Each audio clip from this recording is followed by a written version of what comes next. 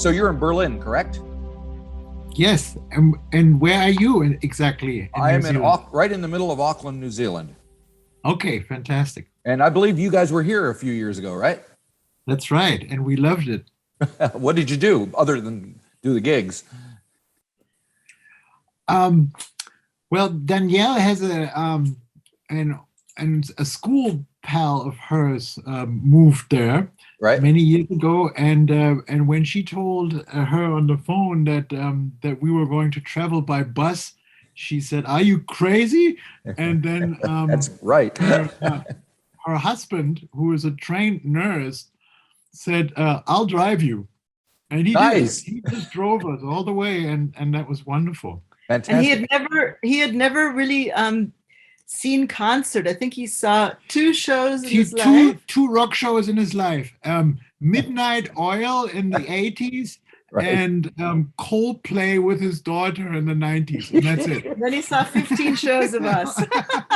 Well, that must have grown him up pretty fast. What did he think of it? A crash course. Because your shows are fairly intense, aren't they? We sure hope so. Yeah. So it's not like a Coldplay show. Oh. Man, oh man. So how are things in Berlin and in Germany these days? You know, I mean, everything's changing here in Auckland, here in New Zealand, and I know in Europe. So before we talk about the record, just in general, what's the vibe like over there?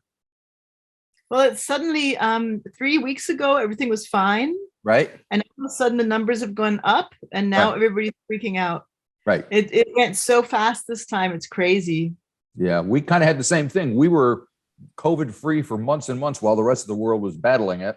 And we were kind of smug and going to gigs and stuff.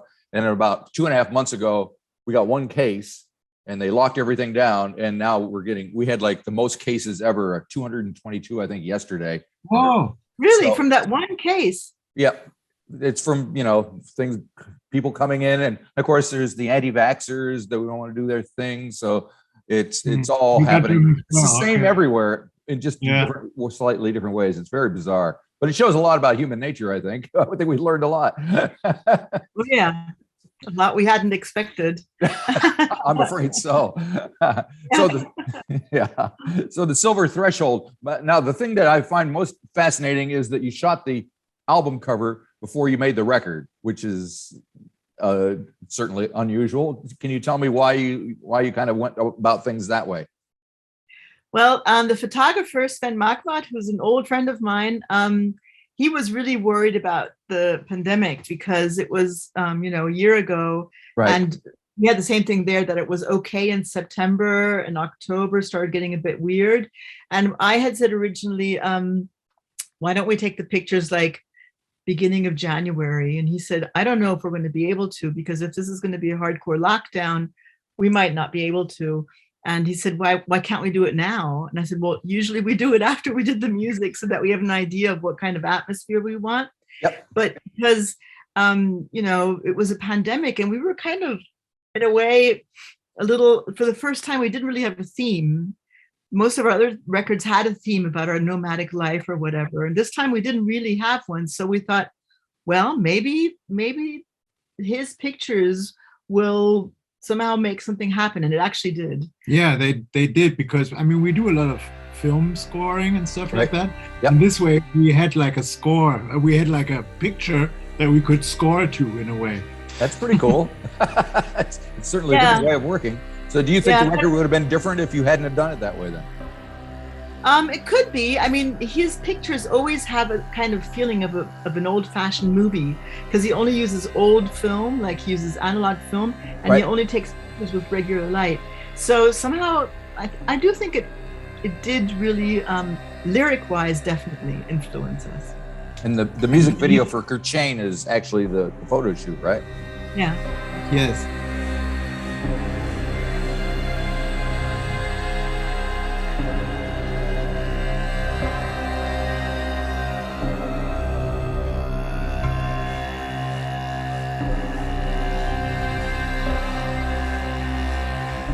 And he's quite the character, and you cannot bullshit him.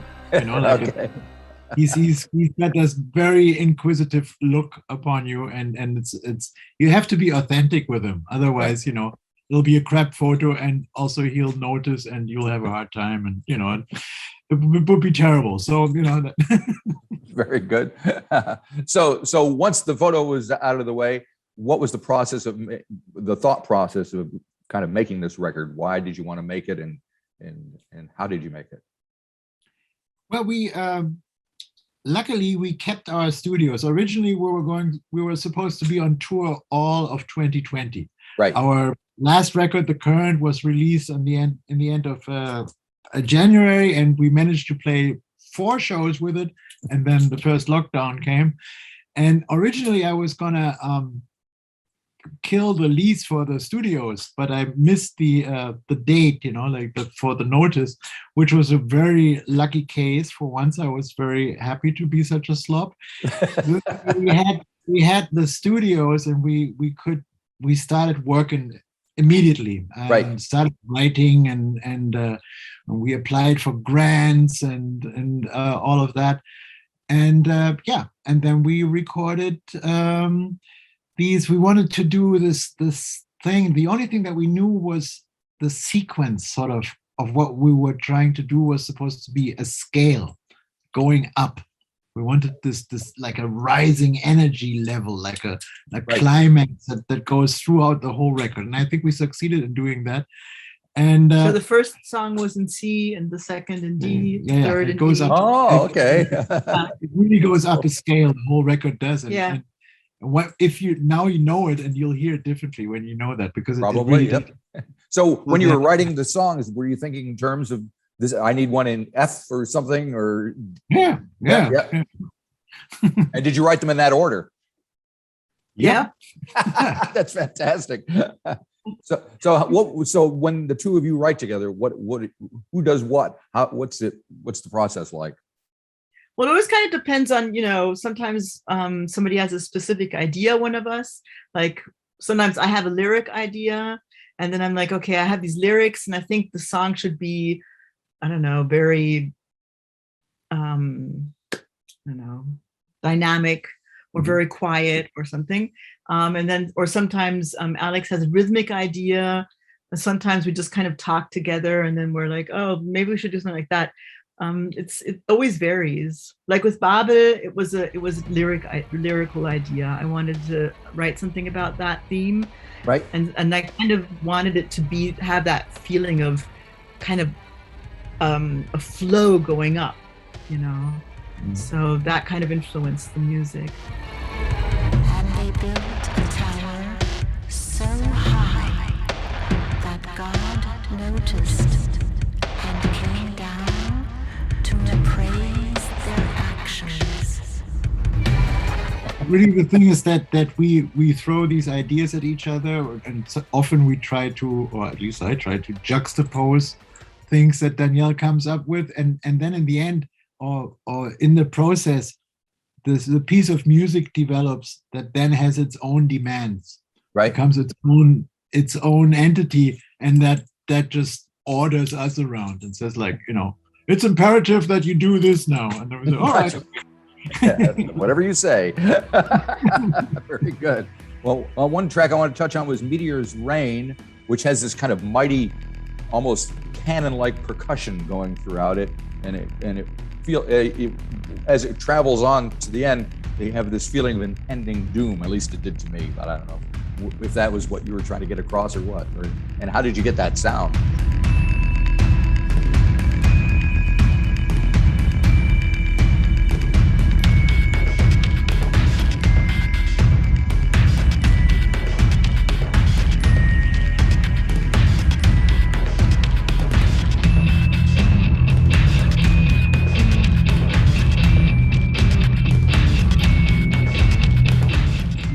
Was that this time we actually recorded in a traditional studio with an engineer, and it had a large live room. Right. Usually, like, given the circumstances, in our travels and stuff, we do a lot electronically, and we have to kind of simulate a lot of live room situations. This time we actually had a live room, and And there's these sample libraries that I use a lot, and they're called drums of war.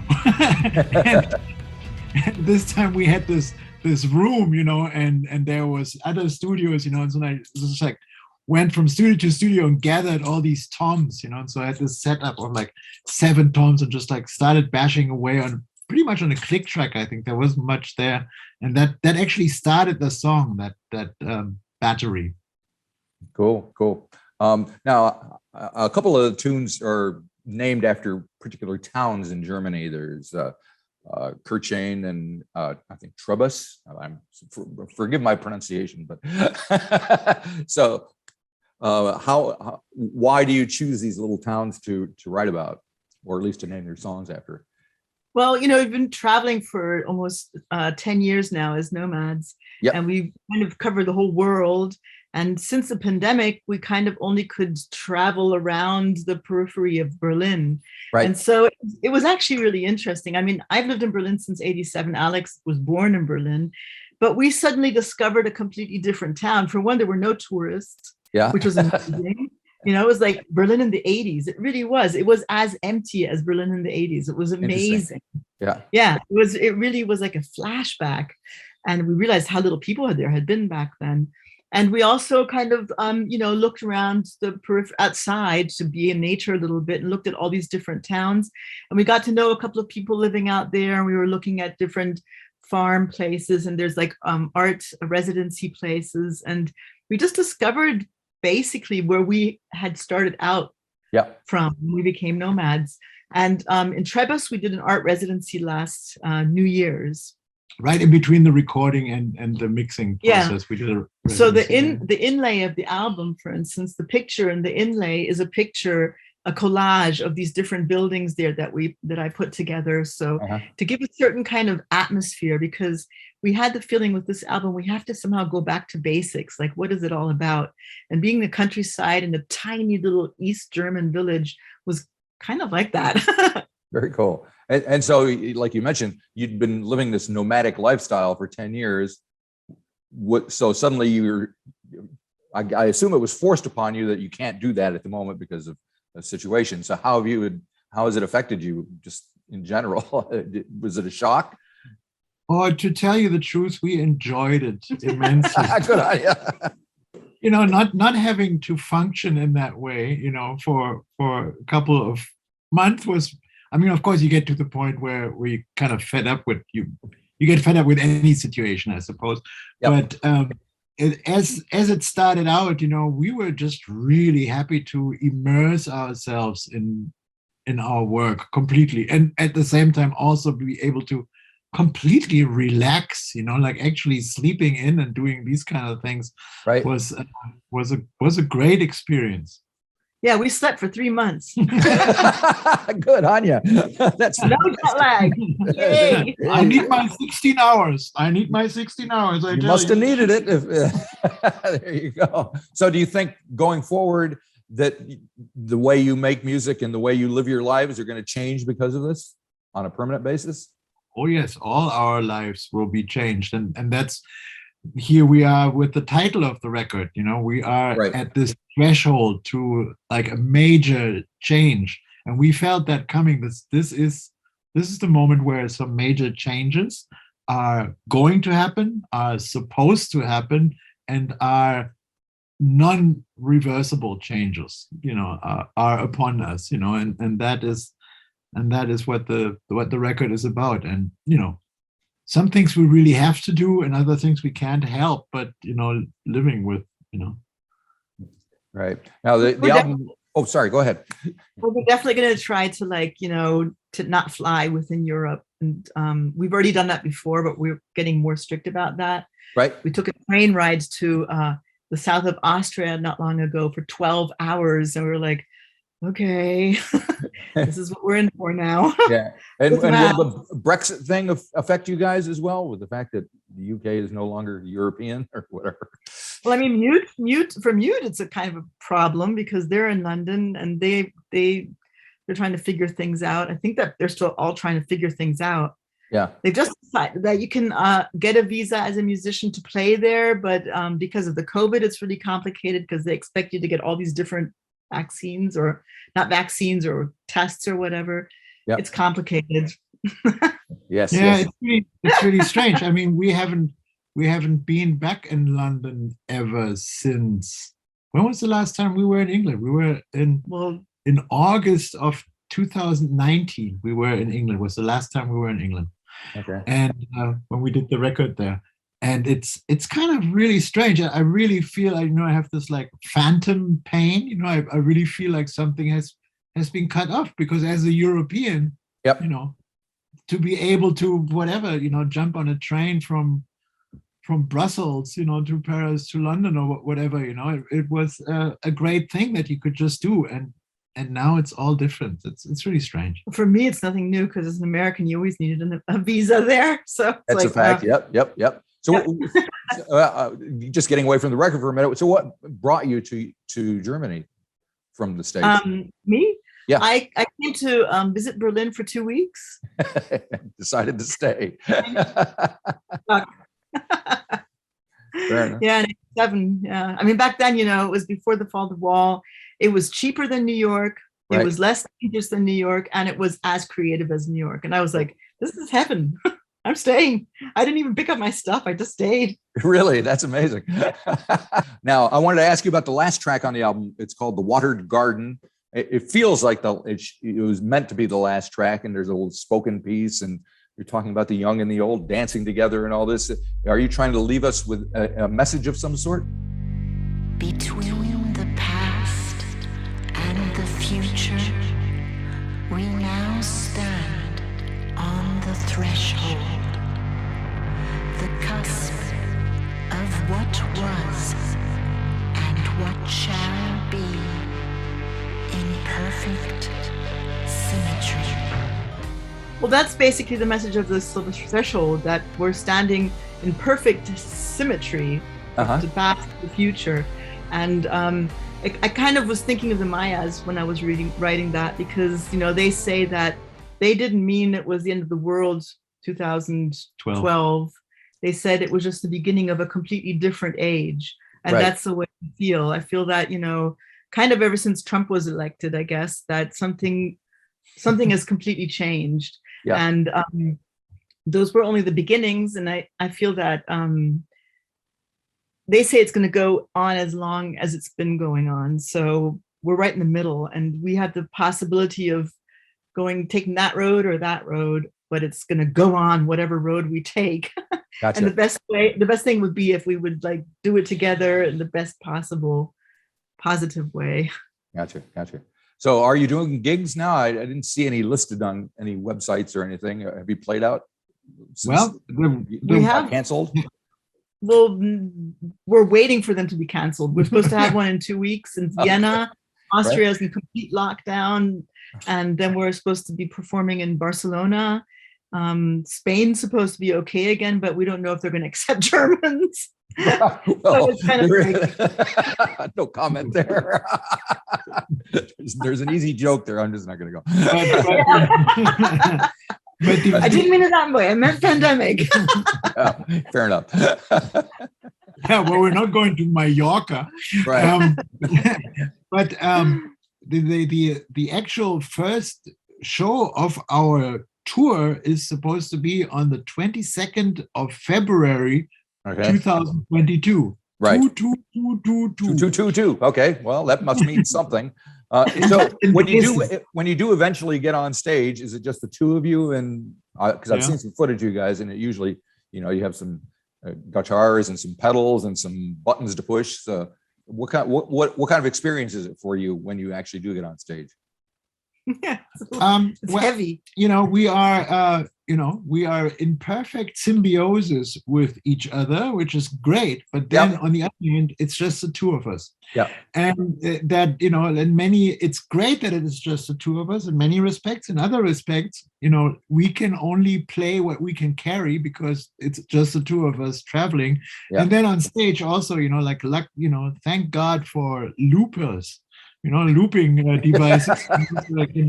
we can both play, you know, start with one instrument, drop it, you know, pick up the next one and play that. And that's how we've been going for the last couple of years. And I think we're reaching actually the actual threshold of not being able to do it live anymore. Not alone. On our own. Yeah. You know. Yeah.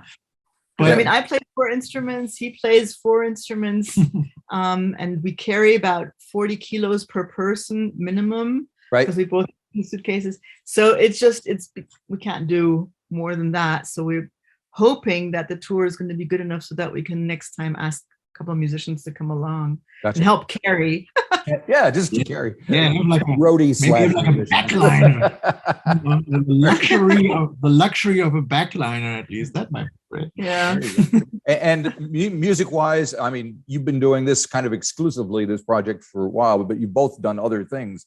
Are you thinking in terms of this is what you are now, music, or are you thinking are there other options open to you in the future? Well, this is what I feel most at home with. Right. Obviously, you know, this is. I think we can both agree that this is our main output. Everything else is kind of ornamental. Very good. Very good. Well, hopefully you guys can come down to New Zealand sometime when. Oh, we'd love to. We love New Zealand. Yeah. Dunedin actually was the only place in the world, and I mean that literally, because we looked at everything that really reminded us of Berlin in the 80s. Interesting. Okay. Because we were looking for a place that was like Berlin in the 80s because it was so artist friendly, and it wasn't expensive. It had good, like lots of huge factory spaces, eccentric people and stuff. A gentleman in an evening gown, you know, like next to you on the intersection, you know, like in broad daylight, and stuff like that, you know. It was great. We just like that. Well, Dunedin is the kind of birthplace of the New Zealand Flying Nun sound. So there you go. Yeah. That's where it all comes from here, down there. Yeah. Well, fantastic. Well, thank you guys for talking to me about all this. I hope everything goes well, and you'll get on the road at least 22, something will happen, if not before then. Have a great day or an evening, and we'll see you soon. Bye-bye. Thank you. Bye.